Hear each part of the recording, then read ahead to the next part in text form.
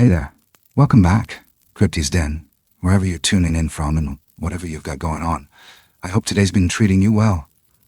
Before we jump into tonight's wild and unforgettable tale, I just want to take a second to say thank you. Whether you're lounging in your comfiest spot, soaking in the quiet, or riding through the evening, I'm genuinely grateful you're spending this time with us. Your support means the world. Now let's get into it. What if everything you thought about forest legends was wrong? In the fall of 1924, a man named Elias Walker vanished from the edge of the Olympic wilderness. Most folks chalked it up to a hunting accident, but a worn leather journal, discovered decades later beneath the floorboards of an old cedar cabin, tells a different story, one no local dare speak of in the daylight. That journal? It begins with a trap, and something caught in it. Something alive, but not quite animal, not quite human either. It looked up at Elias with eyes full of fear and something deeper, something familiar. And that moment, between man and beast, silence and understanding, marked the end of his solitude and the beginning of a bond that would change everything he thought he knew about the forest and himself. This is not a legend. It's a memory someone risked everything to preserve.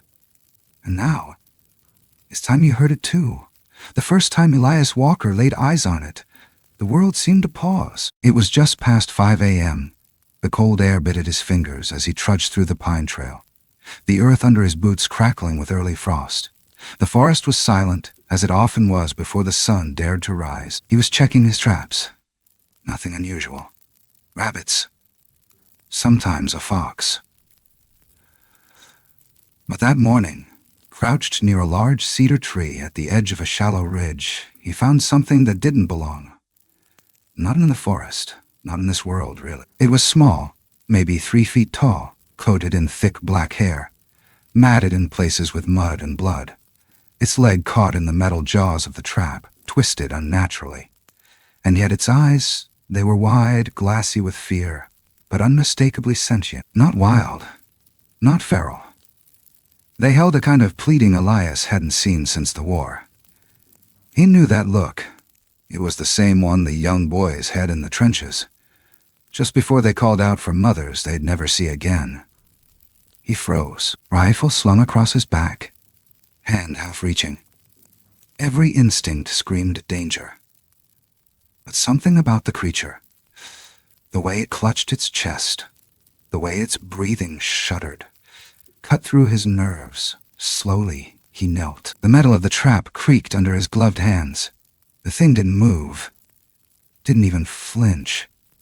"You're hurt," he murmured, voice rough from sleep and disbelief. "You poor bastard."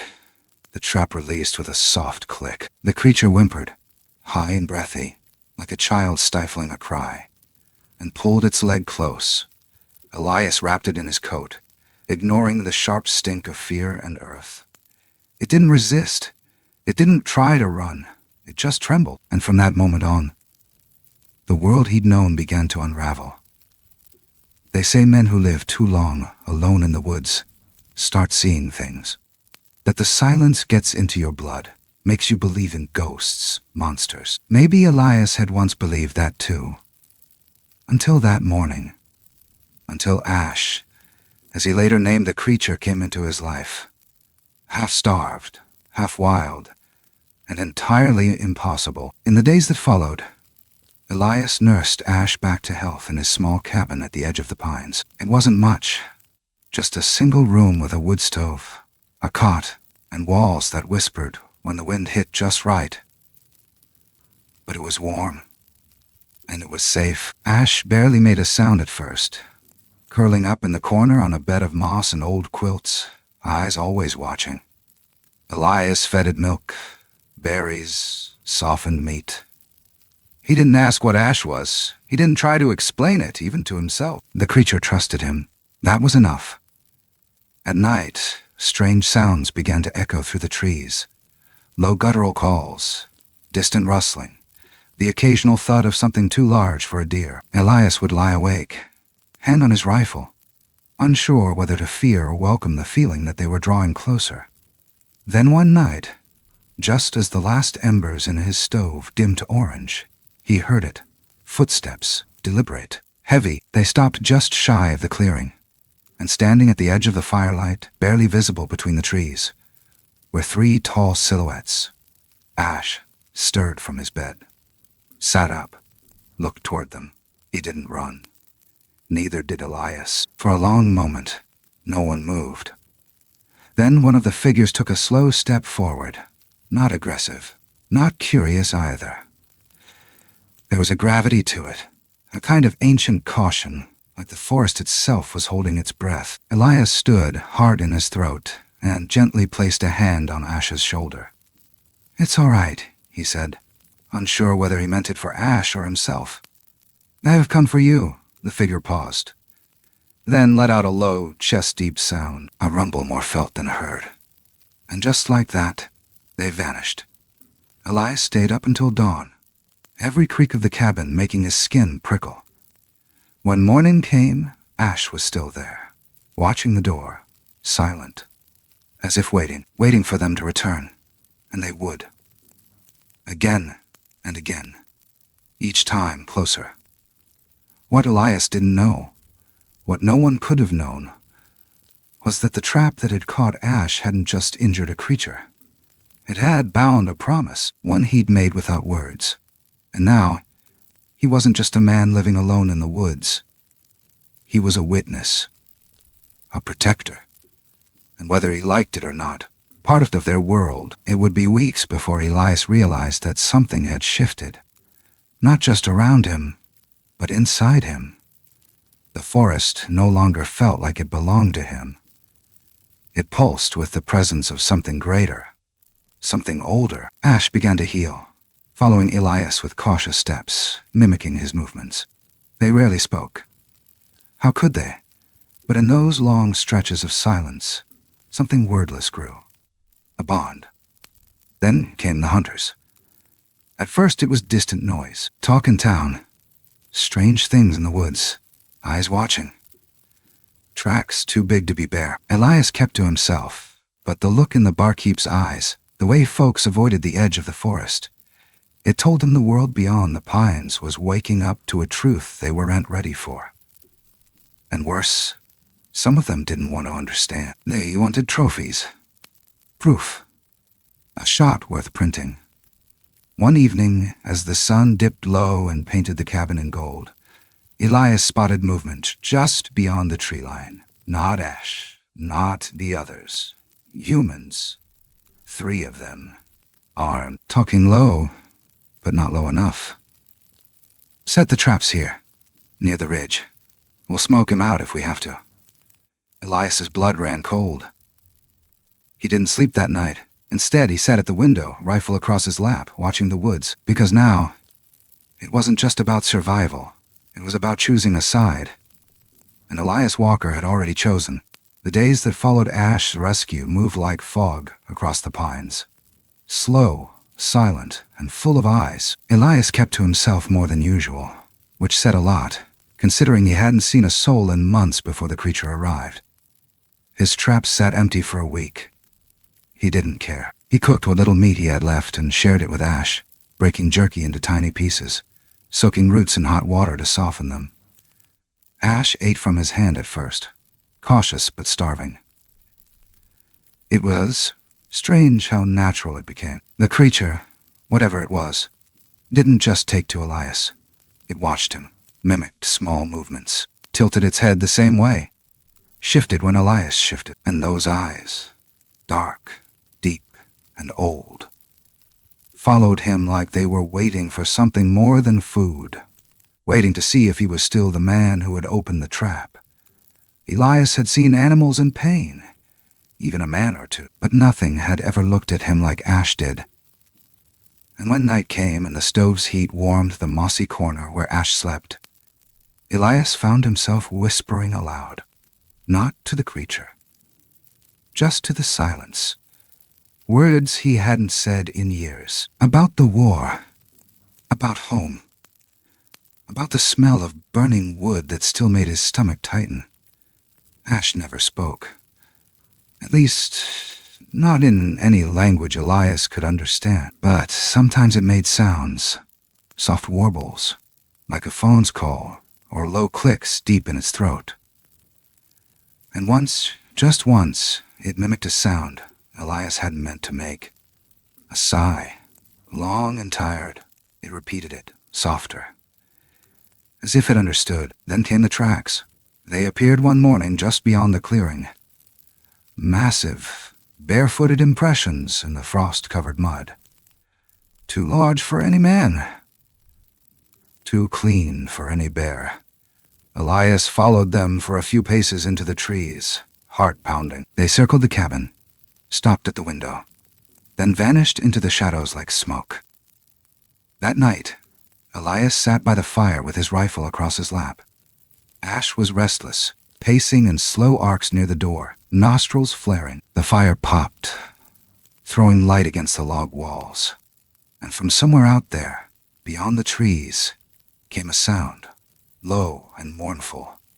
It didn't sound like a wolf. It sounded aware. Something was watching. Something knew Ash was here. And yet, nothing came. Not yet. Over the next week, Elias began to notice things in pairs. 2 breaks in the tree line where something had stood. 2 strange calls at dusk. 2 sets of faint footsteps around the cabin. He told himself it could just be his nerves. The solitude playing tricks. But the eyes in the woods were real. He felt them. And Ash reacted to them, sometimes curling into himself, other times standing tall at the doorway, as if challenging the darkness not to come closer. Then came the night of the storm. The sky split open around midnight. Rain pelted the roof like 1,000 tiny fists. Thunder rolled low and angry, like the growl of something massive. Elias bolted upright in his cot to the sound of something scraping against the side of the cabin. He grabbed the rifle. Ash was already awake, standing, rigid, pupils wide. The door shook, not slammed. Shook, like something was testing it. A flash of lightning lit up the clearing for half a breath, and in that instant, Elias saw them, tall shapes just beyond the tree line, motionless, watching. He didn't open the door. Not that night. Instead, he moved closer to Ash, rifle in hand, and whispered, "If they come in, I shoot high. You run. Got that?" Ash didn't move, didn't blink. The next morning, there was no sign of them, just broken branches. And a strange smell. Musk and earth and something electric, like ozone. The silence after the storm was worse than the howling. But something shifted that day, as if the figures in the woods had made a decision. That evening, just before dusk, Elias stepped out with Ash at his side and saw them again. Only this time, they didn't vanish. They stood at the edge of the clearing, half in shadow, barely moving. Elias counted 4. One stepped forward, taller than the rest, broader at the shoulders, its eyes glowing faintly in the fading light. Elias did the only thing he could think of. He raised both hands slowly and spoke. "I don't want trouble. I took care of him. He's safe. You can see that." The creature tilted its head. Then, it let out a deep rumbling sound that seemed to vibrate through Elias's chest. And then, without warning, Ash stepped forward. Not toward Elias, toward them. And he made the same sound, the exact same tone, same rhythm. Elias's heart stopped. The creatures answered back. Not with aggression, but with something gentler, lower, a hum. Ash belonged to them. He wasn't just a creature. He was family. And they had come to bring him home. But Ash didn't go. He turned, slowly, and pressed himself against Elias's side. Chose him. The figures didn't move, but something in the air changed. The leader raised one massive arm and pointed.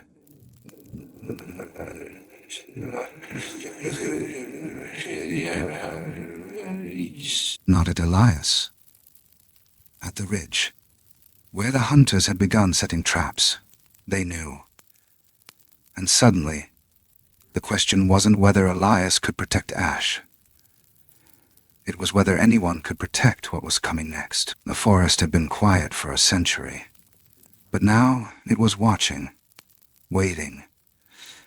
And Elias drew late. The silence wasn't safety. It was a warning. The first time Elias saw one of them move in the daylight, it was just a flicker. Barely a breath of motion in the trees behind his cabin. The snow had only just begun to fall that morning, floating down like bits of ash, soft and slow. Ash stood in the doorway, eyes fixed on a distant point beyond the pines. Elias followed his gaze and saw it, a massive figure shifting between two trunks, almost too fluid to be real, too large to be anything natural. Then it was gone. From that moment on, Elias stopped pretending this was a secret he could keep. Ash was healing fast. The limp had faded. His energy returned. He was moving like something born to the wild again, light-footed, always listening, always aware. But he never strayed far from Elias. Every night, they sat near the fire. Every morning, they walked the perimeter. Elias would catch Ash pressing his hand to tree trunks, sniffing the air, ears twitching at sounds Elias couldn't hear. Something was building, a tension in the soil, like the forest was waiting for something to happen. That week, word reached the edge of town. Hunters had seen things, massive silhouettes, strange tracks. Rumors spread quickly in places where belief and fear lived side by side. Folks gathered at the Hollow Buck Tavern, whispering tales between sips of whiskey and beer. One said he saw a beast standing upright by the riverbank. Another swore something was watching him from the ridge just beyond the tree line, too tall to be human, too still to be animal. Elias sat in the corner, listening. He kept his mouth shut, but the weight in his chest grew heavier. The forest wasn't just whispering anymore. It was roaring. 2 days later, 3 men arrived at Elias's cabin, locals, armed and eager. They asked questions with smiles that didn't reach their eyes. One pointed at Ash's tracks in the snow. "You keeping pets now, Walker?" Elias lied. Said he'd found a wounded bear cub. Let it go when it got better. The men exchanged glances. They didn't believe him. Not entirely, but they left, for now. That night, Elias didn't sleep. He sat by the window, shotgun resting against his shoulder, watching the dark. Ash was restless again, his body tight like a drawn bow, every sense alive. The air felt thicker, like something was watching the watch. Then, just before dawn, Elias heard it. A deep, resonant sound. Not quite a growl, not quite a call. A sound that seemed to come from the earth itself. And this time, it wasn't alone. There were others. 3, 4, maybe 5, moving through the trees in slow, deliberate circles around the cabin. They didn't step into the light, but they didn't need to. Elias felt them. Their weight, their awareness, not predators, not ghosts, something older, something wild, and knowing. And for the first time, Elias felt something more than fear. He felt the presence of intention. They were choosing not to attack. They were watching how he handled Ash. And then one of them, larger than the rest, broader, its outline stretching high against the trees, stepped just close enough for Elias to see the eyes. Not red, not glowing, human, not like his, but close enough to recognize something ancient and sharp. And that's when it hit him. This wasn't a chance encounter. They had let Ash be found. He was never lost. He was a test. From that night on, Elias's role shifted. He was no longer just a caretaker. He was under examination. Measured not in words, but in actions, in silence, in restraint. Ash became more expressive, more engaged. He began to mimic not just Elias's movements, but small habits, picking up tools, mimicking the lighting of the lantern. He even brought Elias berries he found on his own, laid them carefully at his feet with a proud little huff. The bond between them deepened, layered in small gestures, wordless rhythms. But something was coming. Something louder. One afternoon, while walking the lower ridge, Elias found snares. New ones. Clean. Precise. Military almost. These weren't set by locals or amateur thrill seekers. Someone else was out there. Someone organized. Someone trained. He dismantled the traps, buried the wire. When he got home, Ash was already waiting on the porch, eyes tense, body still. Elias nodded once. "Yeah," he said quietly. "I know. They're back." Over the next few days, the woods filled with unnatural sounds. Voices, echoes, bark snapping under boots, not paws. Smoke from distant camps drifting through the trees. The family, the ones watching Elias, stayed further back now, less visible, but not gone. Until the night Ash woke Elias with a low moan. Soft, frightened. A tree had been marked near the clearing, slashed clean down the middle with something sharp and metallic. It wasn't just a message, it was a claim. And Elias knew, clear as frost underfoot, that the time for silence was over. They would come for Ash. They would come for all of them. And if Elias was going to stand in their way, he had to be more than just a man with a rifle and a memory. He had to be something bigger. He had to become part of the forest itself.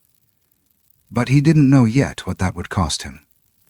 Only that it would begin with the sound of metal and end in blood.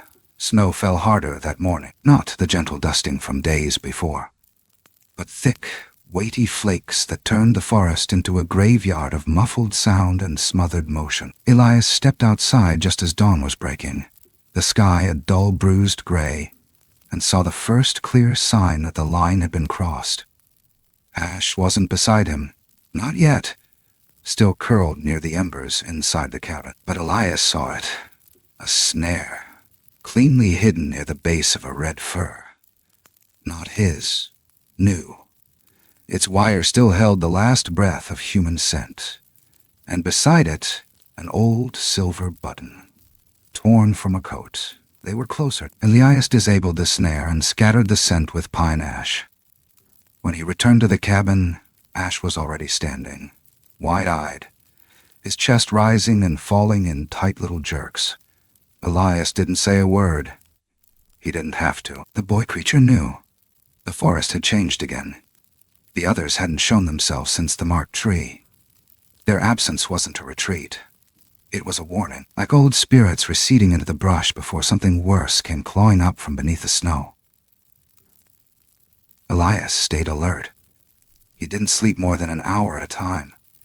He watched Ash more closely now, learning from him as much as protecting him. Ash had grown bolder.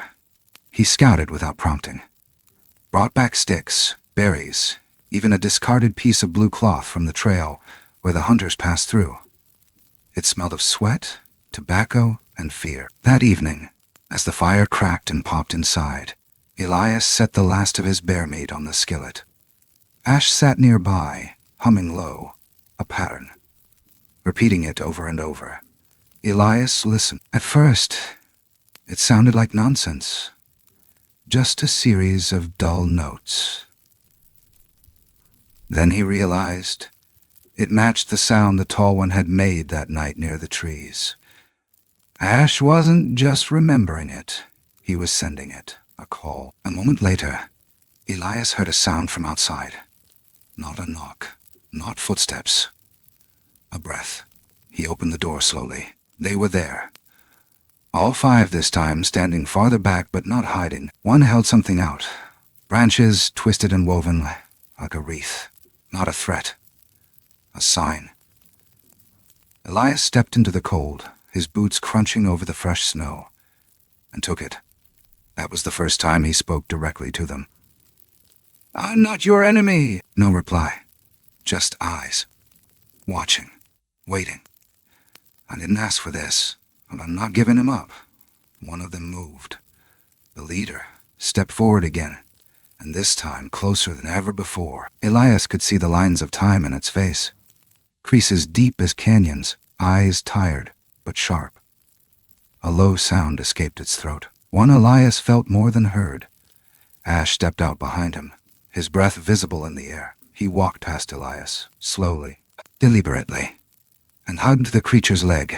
The others stirred, a ripple of movement in the quiet. And that's when Elias saw it, clearly, and possibly, a small scar high on the leader's arm. A bullet wound, years old, scarred over, but unmistakable. They had met humans before. They had survived. Ash wasn't just a stray or a child lost. He was returned. What followed wasn't a ceremony, not exactly. But it had the weight of one. The leader knelt, letting Ash touch his face. The others circled them, humming low. Elias stood still, rifle on his back, unsure of whether he was guest or witness. Then, slowly, the leader turned back to Elias and offered him a single piece of bark cut with symbols, simple lines, a warning, or maybe a name. He took it. After that night, things shifted again. The watchers came more often. Elias learned their rhythms.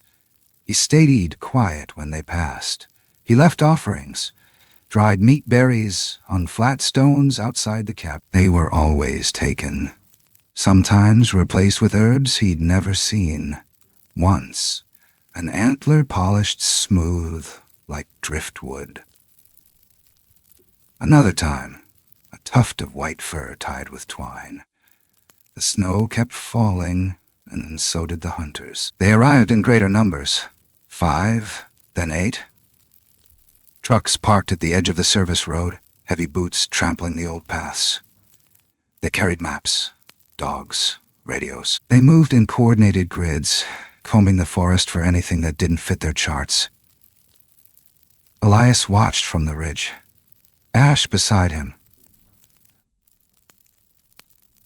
"So I don't think they're here for trophies anymore," Elias muttered. "They're hunting a story." That night he built a second fire behind the cabin, hidden by brush. A beacon, a message. The watchers came quickly. This time more than a dozen, all silent, all still. Elias stood in the middle, unarmed. "You don't know what they're planning." "I saw it in the maps. They're not here to look. They're here to take." No reply. But the leader stepped forward again and raised a hand. For the first time, Elias saw something human in that gesture. Not fear, not anger, strategy. They began to draw in the snow, long lines, symbols that pulsed with meaning. A plan, routes through the woods, blind spots, dead zones. Places the humans wouldn't dare go. Elias listened. Ash translated with glances, gestures. Together, they mapped the defense of a home. And for the first time, Elias understood what it meant to stand with the forest. Not just inside it. He had crossed over. Not just from solitude to family, but from man to guardian. And as the cold deepened, as the hunters pressed closer, he knew what the bark carving meant now. It wasn't a name. It was a promise. One carved in silence, kept in shadows, and tested by fire. They came before dawn, boots cracking over brittle ice, voices low and hard like gravel. Elias knew the rhythm of their movement before he even saw them, military or trained like it. Too clean to be weekend trackers, too confident to fear the cold. Their truck engines had cut hours earlier, parked at the southern trailhead and approached on foot, rifles slung and gear tight to the chest. He'd seen them first from the eastern ridge, a blur of motion between tree trunks, flares of chrome when a buckle caught the moonlight. Ash crouched beside him, perfectly still, eyes narrowed not in fear, but something colder, calculation. They weren't here to observe. They were here to take. Elias moved fast, silent, back through a deer trail that curved behind the cabin. He dismantled the offerings he'd left out, covered the tracks with spruce branches. Inside, Ash watched every motion with tense readiness, already packing the loose twine. The dried food and a carved wood figure the leader had left just 3 days before. A symbol of protection. Or maybe a farewell. "They're sweeping in rows," Elias said, breath white in the cold. "They're not just looking for signs. They know something's here." Ash placed a hand against the floorboards, still as a prayer. By midday, the dogs arrived. Their barking shredded the calm like claws. Elias counted at least 6. German shepherds. Trained, agitated, barely held back by their handlers. The woods around the cabin came alive with motion. Men shouting, sticks snapping, snow crushed under urgency. Ash paced inside like a tiger in a cage, every muscle tight. Elias whispered, "Not yet." "Let 'em pass." Then they heard snapping shut. But not on a creature. A man howled. Elias's trap. One end reset near the hollowed-out pine for rabbits. Now it had clamped a hunter's leg. Screaming followed. Chaos. 2 more rushed to help. The dogs barked harder. But then silence. Short. Shocked. Elias watched through the crack in the door as the rest froze. Someone had seen something. Not Elias. Not Ash. Something bigger. It wasn't just them the hunters were tracking. It was the family, and for the first time, they had decided to intervene. As the snow fell heavier, thick and blinding, the forest turned to static. Movement blurred behind veils of white. Elias and Ash crept from the back of the cabin and followed the ridge. From there, they could see the hunters pull back. Not retreat, but reposition. They were shaken, not broken. Someone radioed in. Elias heard the crackle. Lost visual. Subject moved east. Massive, not bare. Massive. Elias and Ash didn't return home that night. They slept in a dugout beneath a shelf of granite, deep under the fallen spruce limbs, fireless and cold. Ash curled beside him. And though the night was still, Elias could feel the forest breathing with them. Something ancient and deliberate. That morning, the snow revealed no human tracks. But near the cabin, where Ash once played, a message carved into the bark of a young birch. 3 slashes. Parallel, deep, marked territory. A boundary. Elias understood. The family had drawn a line the hunters could not cross without consequence. And yet they came again. 3 days later, louder, more prepared. Gasoline, wire nets, drones. Not the buzzing kind, but clumsy. Early things built for terrain surveillance, carried in crates. They weren't just looking for something anymore. They were trying to document it. Elias moved ahead of them that time. Ash led the way. Together, they tracked through the northern pass, over the stream that only froze in February. They baited fake trails, left scraps of fur, donated silently by one of the watchers. They turned the forest against the intruders. Twice, dogs refused to follow. Once, a man vomited after stepping into the clearing where the family had rested. The air there was different. Heavy, charged. And then, on the 5th day, Elias slipped, not far from the cave mouth where he'd once hidden with Ash. His foot caught a snare. But this one wasn't his. Industrial grade. Fast. The steel tore into his ankle, the pain sharp and bright like lightning. He screamed. Not for long, just enough to know they'd hear. Ash arrived first. Then the others. The family didn't run. They stood with him. The leader reached down, those massive fingers careful and skilled, and opened the trap. Elias wept, not from pain, but relief. Not from gratitude, but recognition. He wasn't just protected. He was part of them now. When the hunters reached the ridge hours later, they found nothing. Not the cabin, not Elias, not ash, just the sound of wind in the trees, and, if they listened closely, breathing. The forest had learned to fight back, and Elias had learned the one truth: no map, no rifle, no camera could ever hold. Some homes can't be found. They choose you, and once they do, you don't go back. You become them, even if it means disappearing with the snow. The thaw came late that year, stubborn and slow. Ice clung to the tree roots like old memories, and even the creek that usually ran clear by early March still cracked underfoot like glass. Elias walked the narrow path between the rocks, alone this time. Ash had taken to wandering deeper into the forest with the others. No longer the shy figure curled in a corner, but confident, sure-footed. Sometimes, Elias would catch a glimpse of him through the trees, leaping across narrow ledges, arms swinging low like he was born to them. The boy he once nursed back to health had vanished. What remained was something else entirely. He returned to the cabin less often now, and Elias, as much as it broke something in him, knew this was how it had to be. Still, on the days Ash did come back, when he sat quietly near the fire or left a carved stick by the threshold, it reminded Elias of something that refused to go quietly. That bond. That strange, impossible bond. Then came the envelope. It arrived wrapped in canvas, dropped from the edge of a forestry plain, landing awkwardly near the ridge. Elias found it half buried in the snow. Inside was a letter, government seal, brief, cold. Words like unexplained, anomalous migration, and unlicensed habitation. They knew he was still here. And worse, they were circling again. That night, Elias opened the floorboards. Not because of fear, but because it was time. The journal he kept since that first day, weathered, stitched together from scraps of leather and soaked parchment, lay beneath the wood, wrapped in a blanket that had once belonged to his mother.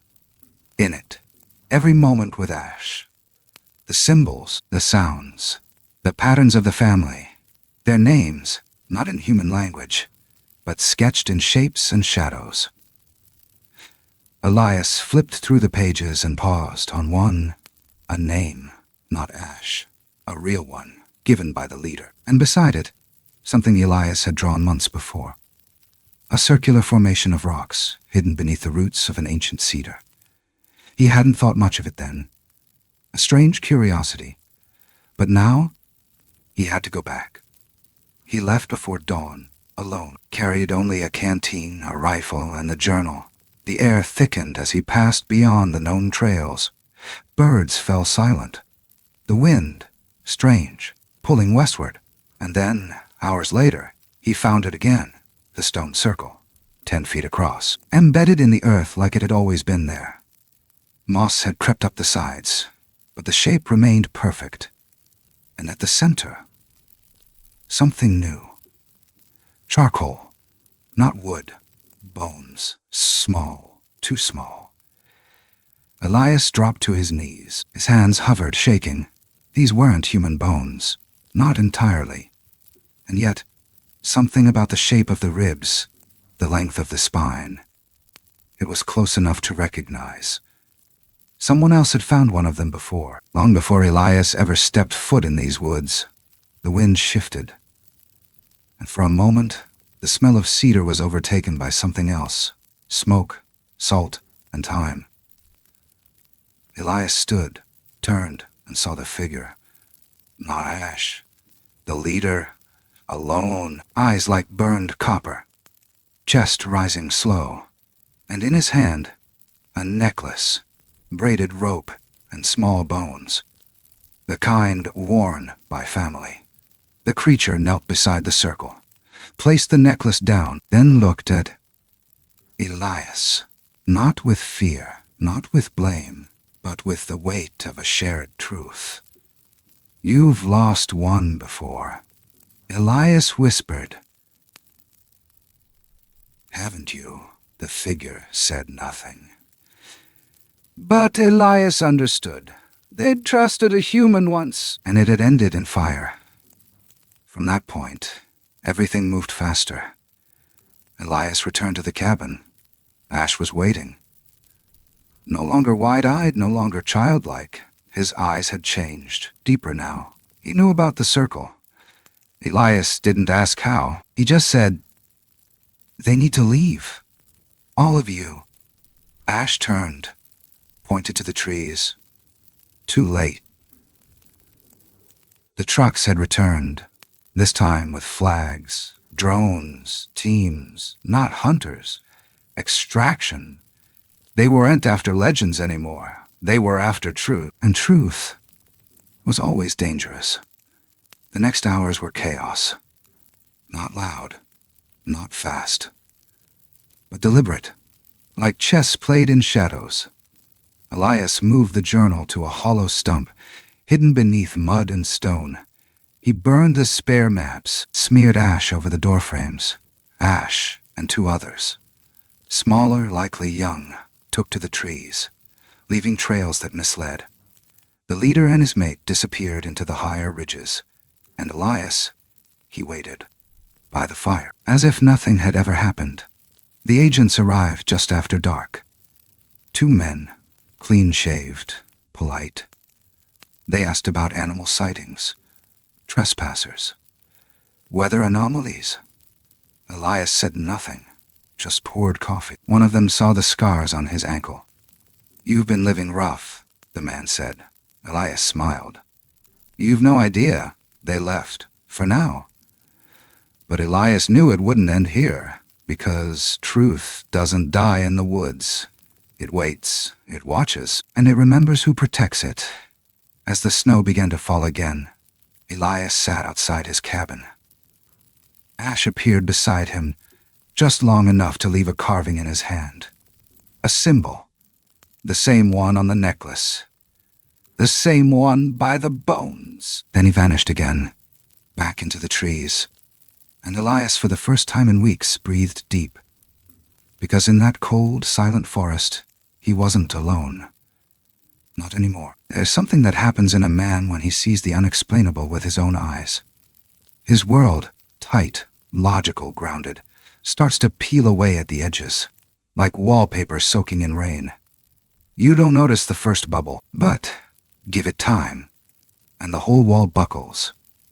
That's what Elias felt the morning after the agents left. They hadn't found the journal. They hadn't found Ash. But they'd found enough to keep coming. A track here, a scent there, a scent there. And every one of those little coincidences was another pin in the map they were building.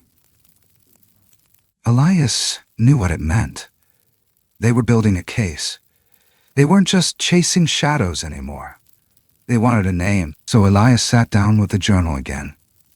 He flipped through every symbol, every sound Ash had repeated, every memory carved in pages that now felt too thin to hold it all. What had once been instinct, the hush, the hiding, the silence, no longer felt like enough. Not if they were coming again. Not if the forest was bleeding truth and the world beyond it had teeth. It wasn't just the government either. The newspapers had started running pieces again. Echoes in the pines, one read. Local hermit claims forest walks at night. Another showed grainy photos of silhouettes that might have been trees, or might have been something else. Then came the radio shows, the conspiracy forums, the believers, the skeptics. Every time Elias turned the dial, someone was whispering theories in a voice too excited to be taken seriously, but just loud enough to be heard. Bigfoot, Sasquatch, wood ape, wild man, relict hominid. Elias wrote them all down, and beside them he added new names, older names, names whispered by the watchers in rhythms, older than the trees, names that weren't meant for mouths but for minds. One stood out. Karuk. It meant something like first kin, not a person, not a title, a memory that walked. He circled it, then underlined it twice, and then, tucked deep inside the journal, wedged between 2 yellowed pages he hadn't looked at in months, Elias found a sketch he didn't remember drawing, a hand. Not his. Smaller. Close. Next to it, in smudged pencil, the words, "They came before us, and we forgot." That night he built a fire in the clearing. Not a small one, a signal. Not for Ash, for the watchers. They came in silence, eyes glinting in the dark, the leader standing apart from the rest. Elias didn't speak at first. He just held up the page. The word. Karuk. The leader stared, then knelt, pressed his palm to the earth, and began to draw. Shapes. Circles. Lines intersecting. Then he pointed to the sky. The stars. They weren't just survivors. They were ancients, older than the tribes who once walked this land, older than the first settlers, maybe even older than the ice, and they had stayed hidden, not because they were weak, but because they knew what happened when they weren't. Ash appeared just before dawn, carried a bundle wrapped in hide. Inside, bones. Not from animals, from one of their own. Tiny, curved, and carved with the same symbols Elias had traced in his journal months before. Not a warning, a lesson. Humans had found one before, tried to take it, study it, dissect it. That's why the family stayed in shadows. That's why they watched and waited and chose. So Elias made his choice, too. He started making copies of the journal, coded, scattered, hidden in places no one would think to look. One went to a friend in Spokane. Another he sealed in a tin and buried under the hearthstone. Not as a backup, as a legacy. Because one day, someone else might need to know that monsters aren't monsters. They're memory. They're warning. They're what we used to be. And then the planes came back. This time with floodlights and drills. No more questions. No more subtlety. They wanted something to take back. Elias stood at the ridge, Ash at his side, both of them silent. "I've seen what happens when the truth gets caught," Elias said quietly. "It doesn't die. It's toasted." Ash looked up, eyes unreadable. "I won't let them twist you." The watchers gathered behind them, lined like sentries, and for the first time in weeks, Elias didn't feel old. He felt ready, because the forest had chosen him. And now, he had to choose what stayed hidden, and what didn't. The last morning came without fanfare, no storm, no wind, just a stillness so deep Elias could hear the frost melting off the needles overhead. It was the kind of silence that knew something had ended but refused to say it aloud. He stood on the edge of the clearing, hands deep in his coat pockets, watching the first thread of smoke rise from the southern ridge. Not campfire smoke, not the slow burn of birch. This was black, angry, man-made, diesel and firewood soaked in oil. The agents hadn't left. They'd only retreated to reload. Ash stood beside him, eyes on the horizon. He was taller now, his shoulders broad. The baby-like hesitation had been replaced by something harder, older. Elias didn't know when it happened. Maybe while he slept. Maybe while he wasn't looking. But it was clear now. Ash wasn't the same creature who once whimpered beside the wood stove. He was becoming something greater. That night, Elias wrote the final pages of the journal. Not in fear, not in urgency. Just truth. Simple and unpolished. What he'd seen, what he'd learned, and what he'd come to believe. He folded the pages carefully, sealed them in a tin, and buried it beneath the root of a split cedar near the river. He didn't mark the spot. Some truths are meant to be found by those who are meant to find them. Before dawn, the family came, one by one, out of the mist. Not hiding anymore. Faces lit by moonlight, covered in frost and silence. Ash walked toward them, no longer the smallest. And then the leader stepped forward. His breath like fog, his chest scarred and wide. He didn't speak. He didn't need to. He simply placed a hand on Elias's shoulder. Warm, heavy, And then something happened Elias had never seen before. The leader knelt. That moment. The kneeling of something so ancient, so powerful, broke Elias open. Because it wasn't submission. It was respect. A goodbye, a thank you, and maybe a request, because they knew this would be the last night they would walk this clearing together. By the time the sun rose, they were gone. No footprints. No scent, just mist curling where they once stood. Elias remained. He couldn't leave. Not yet. Not while the men in the south still lit fires and shouted into trees. He stayed in the cabin. Let them search. Let them listen. But he never answered. Sometimes he heard them in the distance. Voices frustrated. Equipment whining in the cold. Boots slamming shut the lids of empty crates. And when they left, as they always did, Elias would light his lantern and sit by the fire, waiting, remembering. It went on like that for years. Seasons turned like quiet gears. The cabin aged. Elias aged with it. His beard silvered. His steps slowed. But every now and then, he'd feel it, a whisper through the trees, the soft crack of a branch that broke without wind. And once, just once, a figure standing at the edge of the woods, watching. Ash. Not a boy anymore. Not even a son. But a guardian. Elias didn't call out. He just stood at the door, nodded once, and waited for the silence to swallow them both.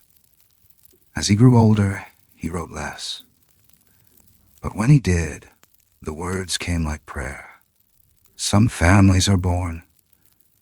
Others are found. And some wait in the dark until they know you're ready. He never tried to explain them.